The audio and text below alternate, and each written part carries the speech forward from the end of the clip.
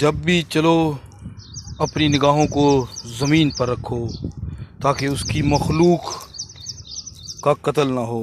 इससे आपको ये फ़ायदा होगा, ये अजर मिलेगा कि आप खुदा के हुजूर ग्रां कदर होंगे और इस नन्ही मुन्नी मखलूक की बदवाएँ आपको नहीं लगेंगी। बिला वजह आप किसी का कत्ल नहीं कर रहे होंगे, आप किसी की बददुआ नहीं ले रहे होंगे। और नज़र ज़मीन पर रखने से आपकी हया की बका होगी। ज़मीन पर नज़र रखने से आप